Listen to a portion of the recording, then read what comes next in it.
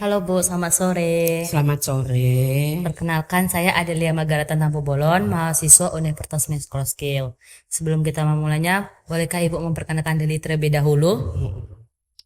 Baik, nama saya Pendeta Jean Barus Frans. Saya sekarang ini bertugas sebagai pendeta Ketua Majelis Jemaat di GPIB YOP Belawan. Oke Bu Pendeta, terima kasih. Jadi gini Bu, saya ingin bertanya tentang 5 pertanyaan mengenai agama.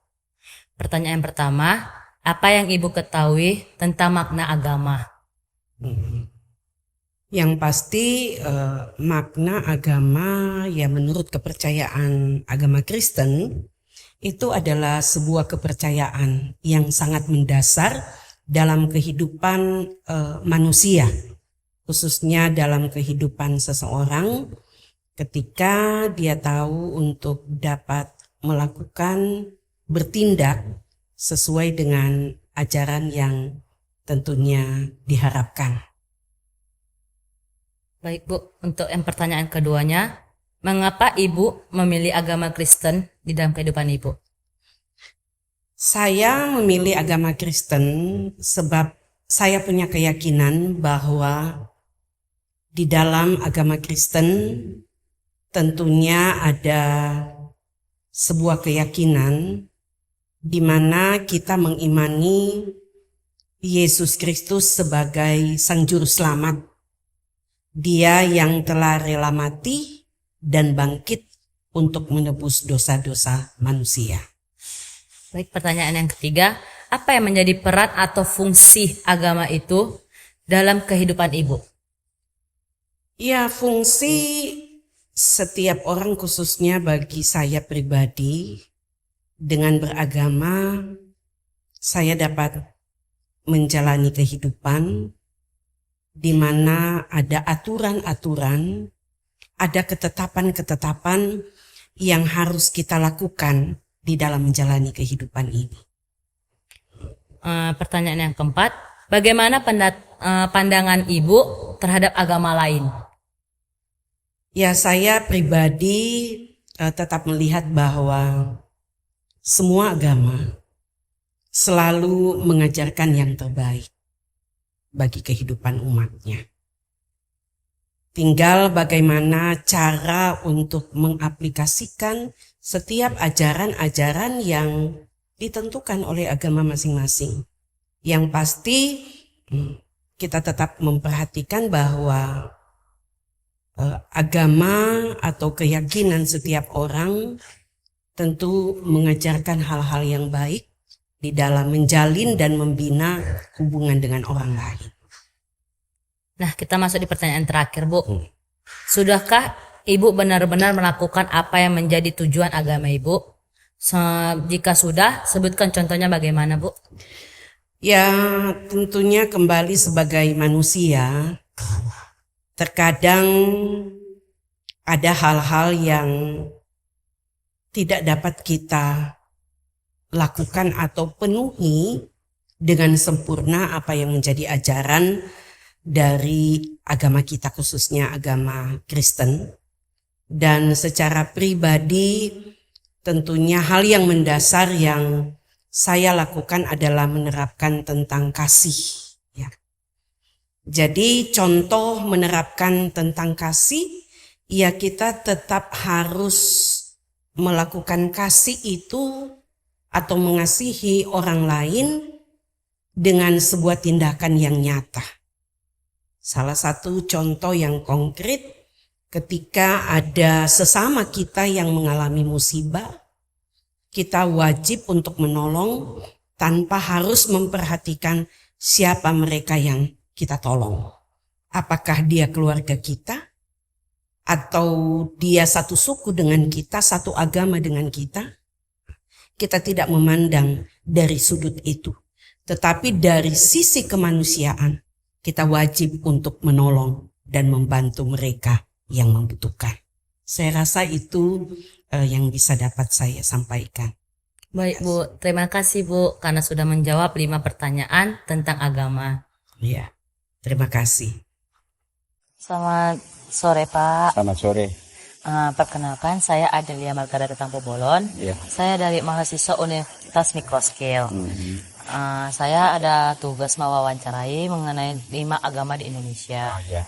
Nah, sebelum itu bolehkah Bapak memperkenalkan diri terlebih dahulu? Ya, nama saya Romo Mangku Suroto, sarjana agama yang ada di Kota Medan ya. Di Puragung Reksadana tugasnya. Ya, bagian inilah pemangkunya ya. Itu aja. Jadi ini ada 5 pertanyaan Pak Boleh. tentang agama. Yang pertama, apa yang Bapak ketahui tentang makna agama? Ya, sebetulnya makna agama yang kami ketahui itu adalah A, berarti tidak, G dalam bahasa Sanskrit, Go bahasa Inggris. Jadi ma-nya adalah manusia. Manusia tidak boleh meninggalkan ajaran dharma, kebenaran, itu ya kuncinya. Nah, jadi setiap manusia pasti memiliki agama. Dasarnya agama itu adalah A, tidak, G, pergi, ma, manusia. Manusia tidak boleh meninggalkan ajaran dharma. Agamanya kan gitu ya. Nah, Tuh. pertanyaan yang kedua, mengapa Bapak memilih agama Hindu? Nah, agama adalah panggilan ya. Iya, Panggilan hati. Panggilan hati. Kalau agama itu adalah membawakan kedamaian, kebenaran, ya. Boleh dikatakan dalam agama Hindu itu Dharma, Eka, Ewa, Aditya, Brahma. Nah, jadi konsepnya agama itu sebetulnya sama. Hanya manusianya itu membedakan agama, 5 agama atau 6 agama itu mana yang cocok dengan hati seseorang kan gitu. Saya lebih cenderung ini, ada yang cenderung ini, ada cenderung yang ini, ya kan. Konsepnya dalam agama Hindu kita ini ya memang dengan menggunakan sarana ya, sarana upacara ritualnya itu dengan agama-agama yang lain kan beda sedikit, ya kan. Tetapi konsepnya adalah sama. Saya mengatakan sama, ya kan? Tapi orang lain mengatakan berbeda, ya kan? Tetapi terserah. Nah, gitu. Nah, pertanyaan yang ketiga nih, apa yang menjadi peran atau fungsi agama itu di dalam kehidupan Bapak? Peranan utama adalah untuk memberikan jalan dharma kepada masyarakat, ya, kepada masyarakat Hindu khususnya. Bisalah rasa toleransi sesama antara agama satu dengan agama yang lain, antara suku, ya tidak membedakan suku, ras dan lain sebagainya. Baik suku Jawa, saya Jawa ya, suku Bali, suku Batak, Karo, suku Tamil, suku Bengali atau Punjabi dan lain sebagainya. Ada suku Nias, jadi kita adalah peranan utama adalah untuk mempersatukan. Nah, pertanyaan yang keempat, bagaimana pandangan Bapak terhadap agama lain? Kalau menurut pandangan saya dalam agama lain, menurut dalam Hindu itu, ya kita adalah hidup di dunia itu tujuannya hanya satu. Ya, banyak nama orang mengatakan Tuhan berbeda-beda. Ya, dalam Hindu yang Widi, dalam Yesus agama Kristen Tuhan Yesus, apalagi dalam Islam Allah, dalam Buddha, Sang Hyang Adi Buddha dan lain sebagainya lah, ya kan. Tetapi kita sangat kenapa pilihan saya itu di Hindu kan gitu ya, karena ya itu tadi dalam agama Hindu itu adalah sudah cocok dengan sesama manusia itu. Bisa toleransi, Bhinneka Tunggal Ika Tanhana Dharma Mangrua. Itu dasarnya. Berbeda-beda agama, berbeda-beda keyakinan, tetapi hanya satu. Tuhan itu hanya satu. Ya, kalau diucapkan banyak kata-kata Tuhan, jadi nanti hantu, ya kan? Tetapi kita tidak seperti itu. Ya, yang penting dengan masyarakat sesama agama kita toleransi lah. Saling menghargai. Tuhan itu hanya satu. Tapi menyebutkan dengan nama Tuhan itu sendiri yang sangat berbeda. Ya kan? Iya. Nah, Pertanyaan terakhir, Pak. Sudahkah Bapak benar-benar melakukan apa yang menjadi tujuan dari agama Bapak? Jika sudah, seperti apa contohnya, Pak? ya. Kami dalam agama Hindu benar-benar sudah kami lakukan, yaitu contohnya adalah mengenai bakti sosial juga ada, ya. Kemudian ini kemasyarakatan, bakti kepada yang widi, Tuhan yang Maha Suci itu udah ada. Ini hari purnama, tilem bulan mati, ini nanti bakti. Bakti itu kan mendekatkan. Iya. Nah, kemudian ke pemerintah ya sudah kami lakukan, mengadakan Dharma Santi Hari Raya Nyepi tahun 2023 yang kemarin dilaksanakan di Hotel Kolonia. Itu contoh-contohnya, ya. Jadi bakti sosialnya itu banyak mengenai itu kenegaraan, ya kan? Sekarang kenegaraan itu sendiri yaitu mengenai apa? Ya kita Dharma Negara. Dharma Negara itu kita harus bisa melakukan apa? Dharmanya negara. Ya, yang baik-baik aja, menghormati pemerintah lah, menghargai dengan pemerintahannya. Diperintah oleh Pak Jokowi ya apa boleh buat, kata-kata atasan. Kata-kata satria orang atasan itu ya kita hargailah. Ini kehidupan yang di dalam ajaran agama kami. Ya. Nah, 5 konsep boleh dikatakan percaya adanya yang di, ya namanya percaya Pancasrada. Pertama percaya adanya yang widi, satria, waisa, catur apa warna ya. Ada catur warna itu. Percaya yang widi, percaya adanya satria, waisa dan sudra. Itu warna itu, bukan kasta. Kasta itu kan hanya untuk mengkotak-kotakkan zaman Belanda itu ya kan.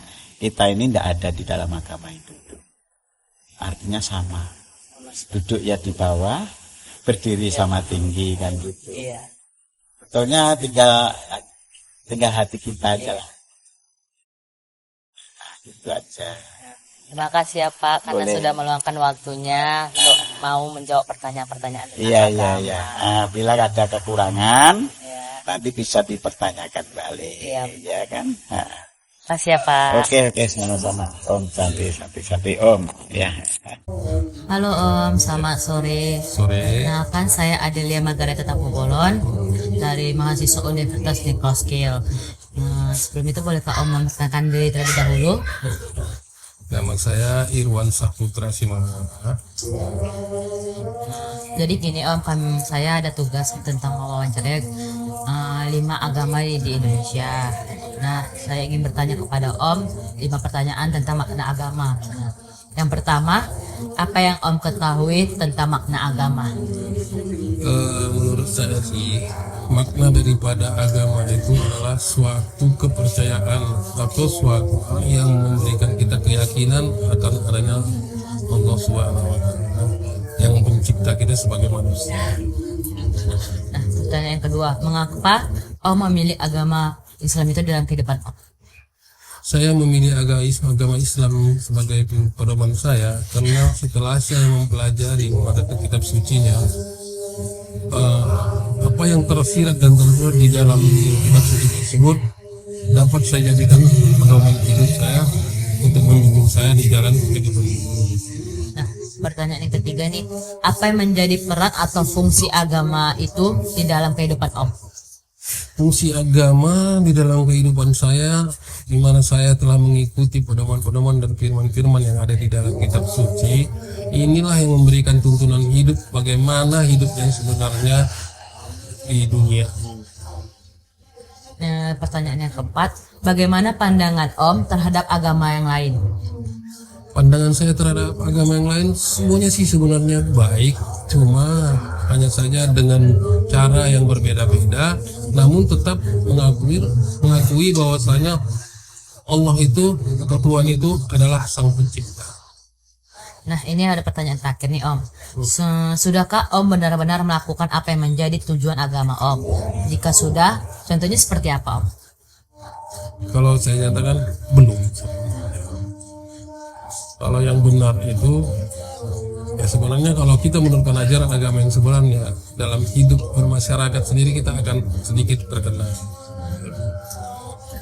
Nah, kalau kita menjadi penganut agama yang benar, kita harus mempunyai pedoman kepada kitab suci kita masing-masing. Dimana kalau kitab suci tersebut kita jalankan, kita harus siap tidak bisa mengikuti kehidupan bermasyarakat dan kehidupan bekerja.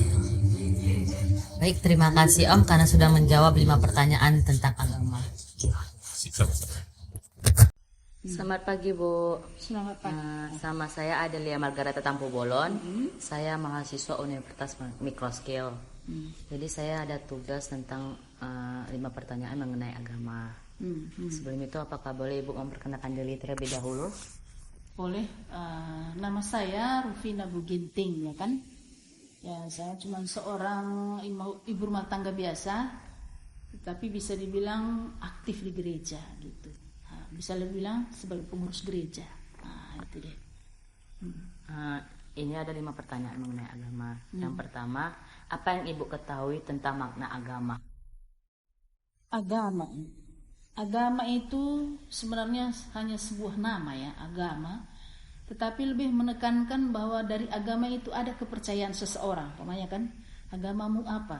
Katolik. Berarti saya mempercayai Katolik itu sebagai agama, itu hanya nama. Itu ya, itu agama.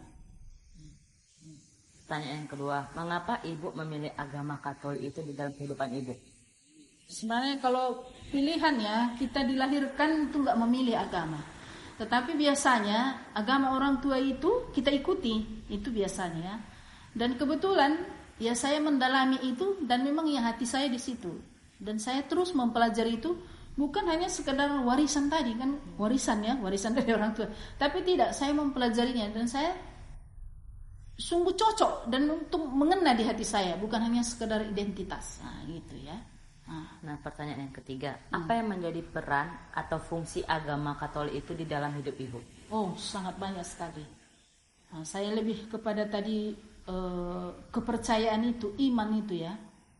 Saya tumbuh dan berkembang dari situ, karena itu tadi saya mempelajarinya, bukan hanya sekedar identitas untuk saya. Memang saya mempelajari, karena dibilang begini, iman itu tumbuh dari pengetahuan, pendengaran, juga melihat. Nah, kalau pada zamannya kan kita hanya mendengar ya. Nah, sekarang kita bisa membaca dari buku-buku. Itulah. Jadi iman itu berkembang dari situ. Terus pertanyaan yang keempat, bagaimana pandangan Ibu terhadap agama lain? Agama itu pribadi ya. Bukan berarti kalau saya merasa agama saya benar itu wajib ya, karena saya meyakininya. Tapi tidak berarti saya menganggap agama orang lain salah. Tidak.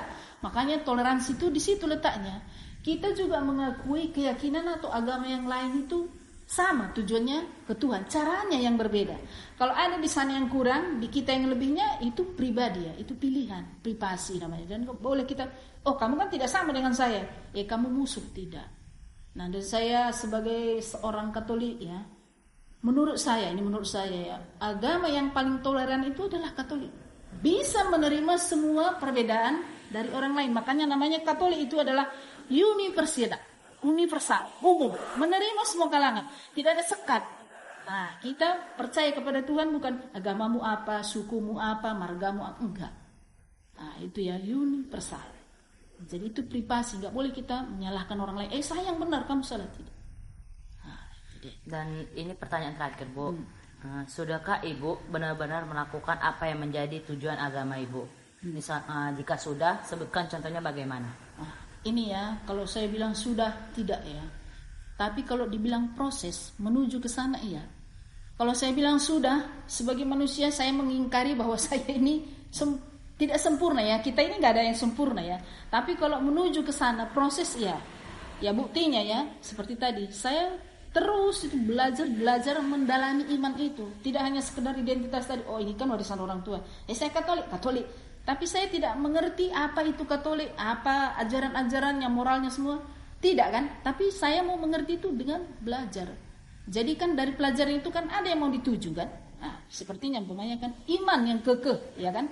Dalam suka dan duka kita berserah kepada Tuhan, itu yang dapat kita pelajari dari situ kan. Dan itu tadi, jangan karena kita berbeda dengan orang lain jadi musuh.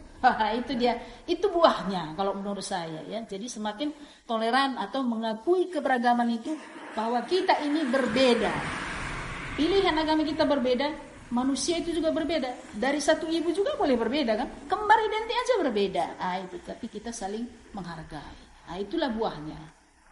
Terima kasih Bu karena sudah mau meluangkan waktunya untuk diwawancarai.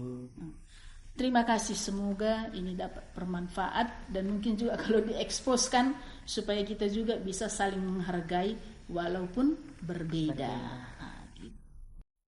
Selamat malam Mantik, nama saya Adelia Margareta Tampu Bolon. Saya dari Universitas Microskill. Sebelum kita memulai, bolehkah Bante memperkenalkan diri terlebih dahulu? Kalau Bante sendiri, kalau nama bikunya ketika Bante di Sambada di Agama Buddha itu, ketika kita mau jadi biku itu ada yang namanya mana di situ kita dituliskan menjadi seorang biku. Jadi kalau nama Bante, kalau nama bikunya itu Bante Kema Banyu yang sering orang panggil. Kalau nama memang dari orang tua, pemberian dari orang tua, namanya Aldo Ebranta Sembiring. Bante sendiri orang Karo. Jadi dia bermarga Sembiring. Jadi gini Bante, kami kan ada tugas dari kampus mau tentang 5 agama yang ada di Indonesia. Nah, saya memilih Bante untuk menjawab 5 pertanyaan mengenai agama. Pertanyaan yang pertama, apa menurut Bante makna agama? Makna agama itu tentu sangat penting, di mana kita sekarang ini hidup harus mempunyai namanya nilai-nilai spiritual. Tentu di mana kita hidup sebagai nilai spiritual. Jadi maknanya agama itu sangat penting sekali.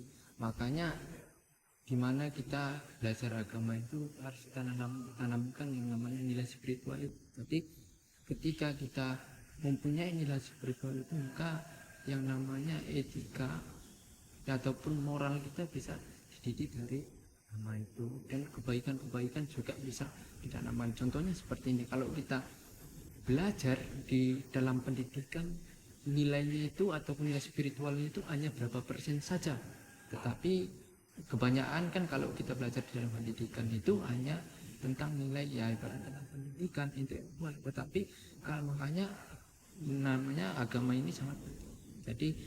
Jadi agama itu sangat penting bagi seorang. Pertanyaan yang kedua, mengapa Bante memilih agama Buddha? Memang kalau dasarnya seperti itu, kalau memang Bante memang sudah dari kecil juga agama Buddha, tapi tentunya agama itu sih kalau dari Bante semuanya semua, tidak ada yang namanya agama itu mengajarkan baik.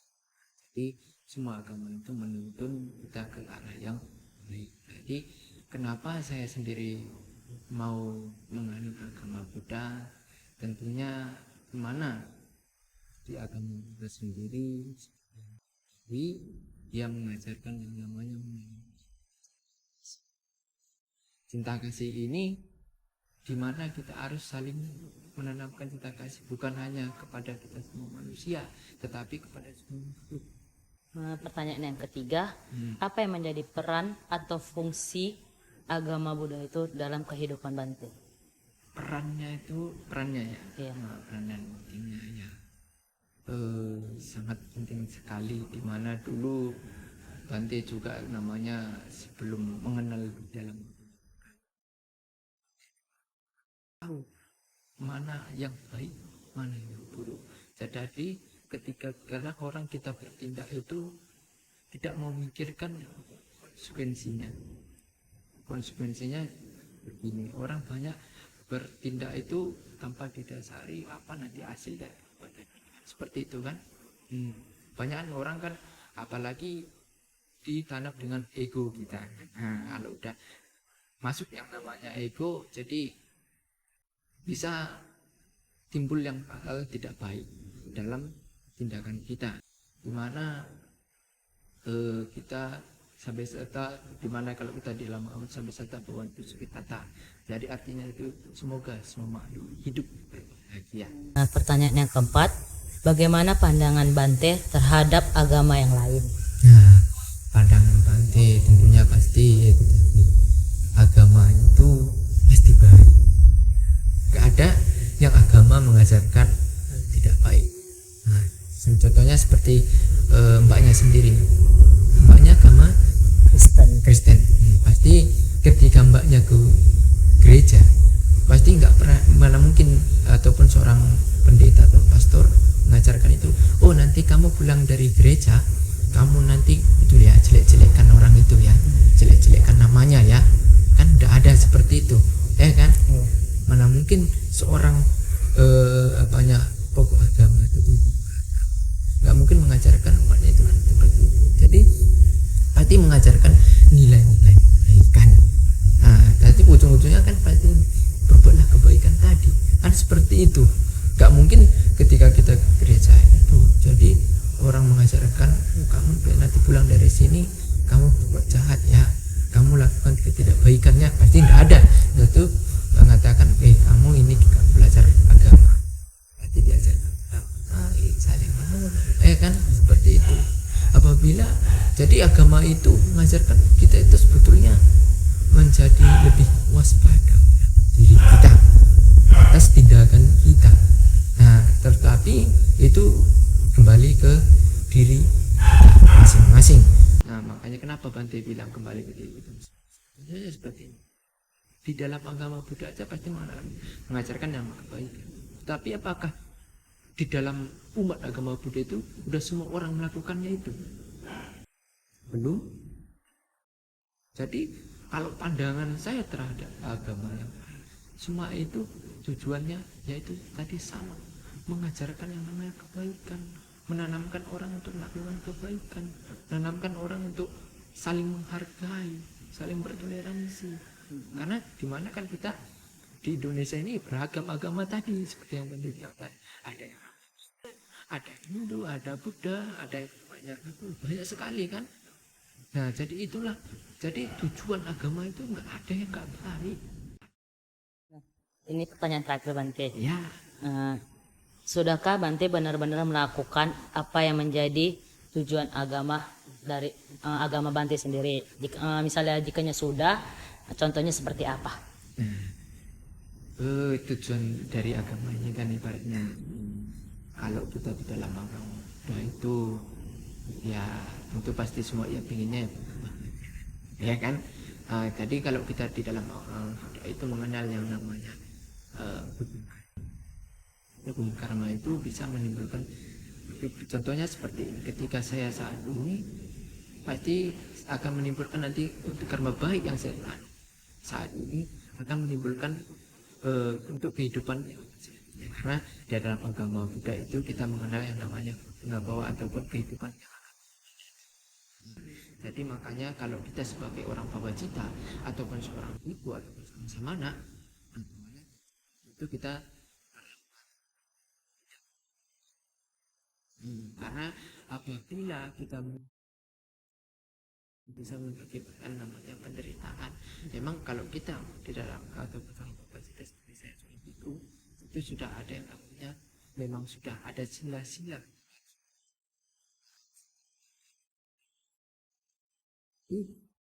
Beda ketika sama rumah tangga. Rumah tangga beda, ibaratnya mungkin kalau rumah tangga tujuannya kan beda sama ibu.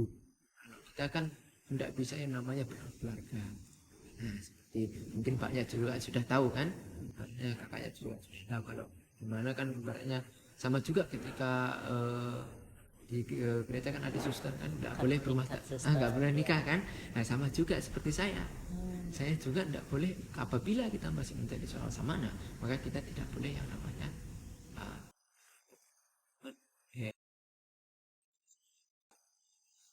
jadi dengan itu maka tujuannya untuk melepas. Jadi jangan apabila kadang kan gini, kadang keinginan kita ini bisa menimbulkan penderitaan. Begitu Pak, ya banyak orang keinginan itu sangat, tapi dia tuh bisa timbul yang namanya penderitaan. Nah, contohnya seperti ini. Kalau kita mempunyai keinginan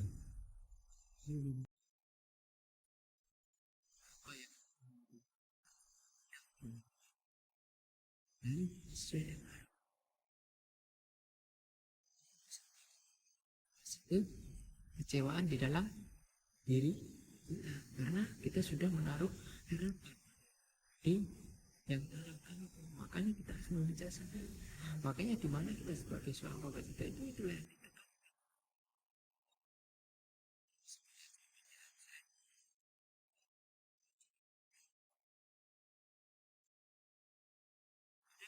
bertindak, tidak memikirkan konsekuensinya lagi. Seperti itu. Contohnya melatih pikiran. Pikiran ini sangat sulit untuk dilatih. Mbaknya percaya tidak? Kalau pikiran ini sangat sulit untuk kita latih dan sulit untuk dijaga. Kadang orang untuk berpikir positif itu susah, ya kan? Kebanyakan orang pikirannya negatif. Contohnya seperti ini.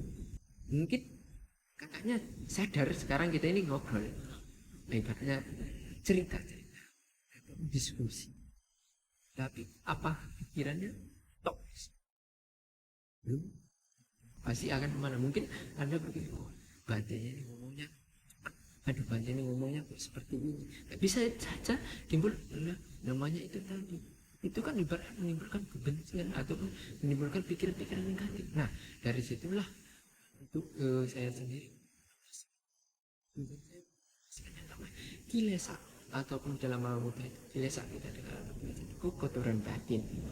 Nah, kotoran batin itu jadinya gini, orang kalau semakin tinggi itu bisa tidak melihat bawah, ya kan? Tidak seperti padi. Kalau padi itu semakin berisi semakin merunduk. Tetapi orang pada umumnya tidak seperti itu. Semakin tinggi jabatannya, semakin tinggi ya, timbul rasa keaguan. Saya memiliki. Jadi kalau kita di dalam agama kita itu mengenalkan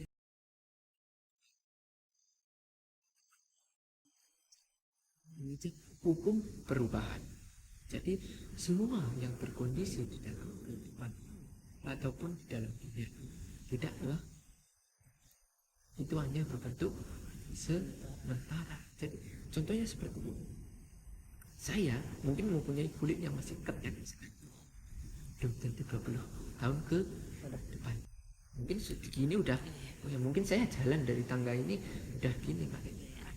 Nah, itulah yang harus saya, itulah yang akan menjadi renungan kita. Itulah yang akan membantu. Jadi untuk jadi itulah yang kita merenungi, kita akan siap menerima itu. Kita akan siap menerima yang namanya Tuhan.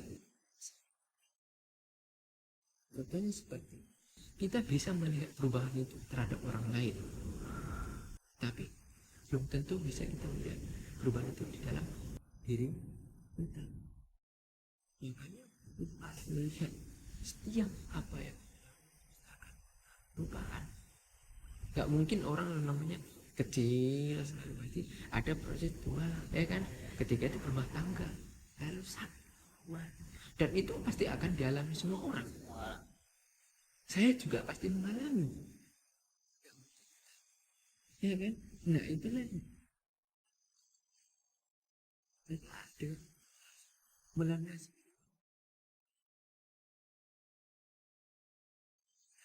Walaupun saya bilang secara sepenuhnya saya belum sampai ke tahap seperti itu, saya juga masih manusia biasa, ya kan?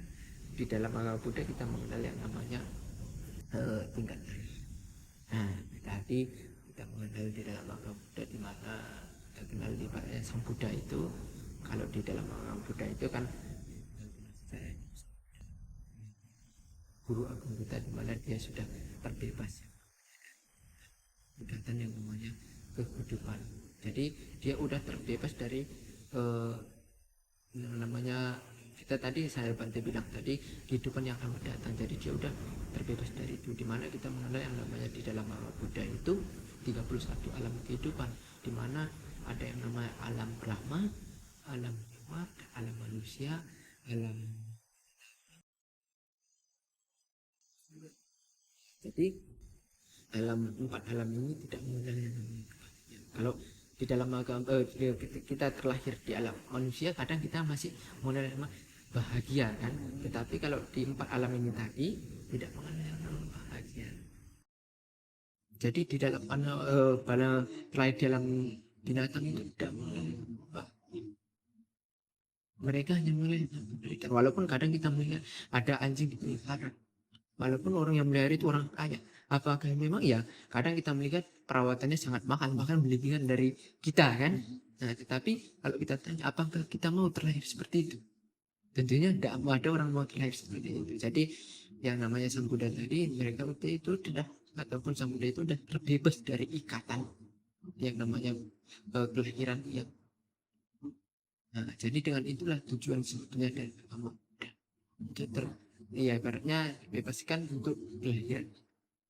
Tapi kalau Bante sendiri masih jauh, Bante masih jauh dari kata itu. Tapi di mana kita harus ya namanya ya berjalan, harus melakukan.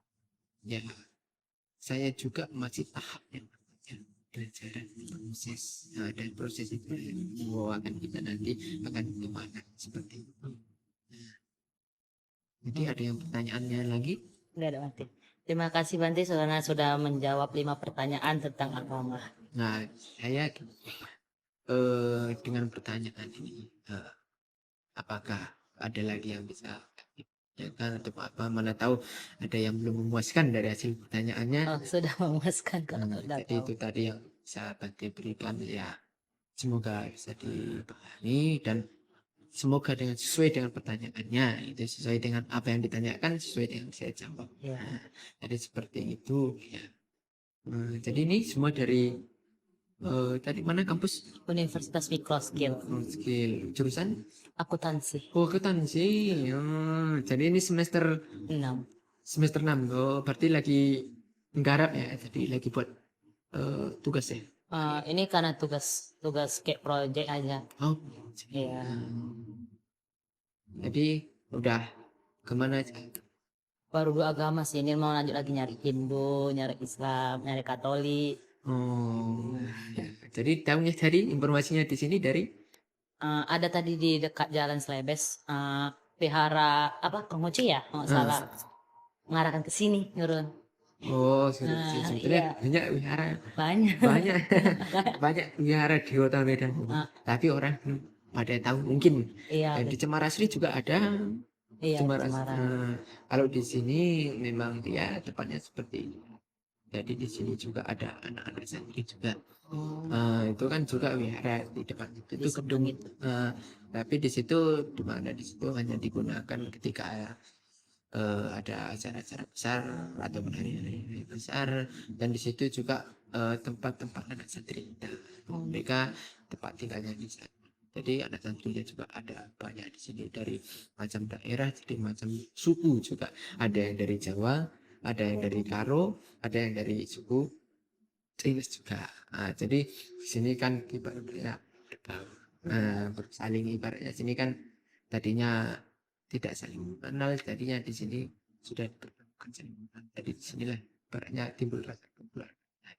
Jadi rame di sini, rame karena anak-anaknya kalau bikunya di sini ada 6 orang. 6 orang itu. Tetapi kalau kepala wiharanya sendiri itu Bante Agak Sitotera. Nah, beliau lagi di Jawa. Saya memiliki pulang lain ke Jawa. Kalau Bante sendiri memang menetapnya di sini, dan 6 Bante itu juga menetapnya di sini. yang tadi yang di dapur tadi yang apa itu Bante Kusala Cipto juga. Bante juga sendiri masih kalau menjadi biku itu masih belum lama sekali lagi. Dan Bante juga kan sekarang ini masih dalam kuliah juga sama seperti kaknya. Bante kuliahnya di UNPRI. Oh, nanti. Kuliahnya di UNPRI. Nah, jadi ini juga semester 6. Jadi semester 6 kemarin kan saya ngambil riset. Riset. Jadi kan kalau sudah semester 6 itu kan nggak ada lagi pembelajaran kan. Di kurikulum kemarin kan. Berarti angkatan Covid juga ini. Iya, Aduh. Berarti sama-sama gitu ini. Saya juga kemarin masuknya nggak ketemu sama teman kampus itu belum pernah. Ketemu sama teman satu kelas itu belum pernah. Jadi kalau di bagaimana wajah mereka ataupun ketampanan sama kecantikan mereka, saya belum pernah menyaksikannya itu secara langsung, tetapi secara virtual atau secara Zoom sudah menyaksikannya. Bahkan ketemu sama dosen-dosennya juga belum semuanya, tetapi kalau sebagian sudah karena ada bimbingan ataupun ada seminar kadang ke kampus, karena sekarang kan sudah tidak seperti kemarin-kemarin kan. Kemarin kemana-mana harus tutup mulut. Kadang kalau sekarang kan kita tutup mulut mungkin karena bau kan mulut kita, maka kita tutup. Nah, kalau dulu memang harus kewajiban kan ditutup. Ya, mungkin tapi kita sudah cukup bersyukur dimana sudah COVID ya, namanya teman corona sudah tidak melanda kita lagi ya. Dan juga secaranya cepat teratasi semua dan sudah kembali secara normal dan semua orang udah bisa melakukan aktivitas biasanya. Dulu kan orang ibaratnya mau melakukan aktivitas saja masih takut ya kan. Gini aja kita ngobrol mungkin dulu nggak bisa, harus pakai masker. Jadinya kecantikan dan ketampanan kita kalau di-shoot dari kamera mungkin tidak lihat karena senyumnya mungkin ketutup oleh masker. Tetapi sekarang senyum kita mungkin sudah kelihatan. Jadi itu kita sudah harus bersyukur. Memang sangat bagus cepat dan juga ketika coronanya balik kita juga sangat bersyukur kita tidak diajak balik. Nah, kan seperti itu, dia baliknya tidak mengajak. Kalau dia kan banyak juga teman-teman kita atau banyak juga sanak-sanak keluarga kita yang kena virus itu, bahkan seperti itu. Mereka balik mengajak mereka juga, tentunya kita sudah sangat bersyukur tidak ketika dia balik tidak mengajak. Itu. Baik, terima kasih Bante. Ya, sama-sama.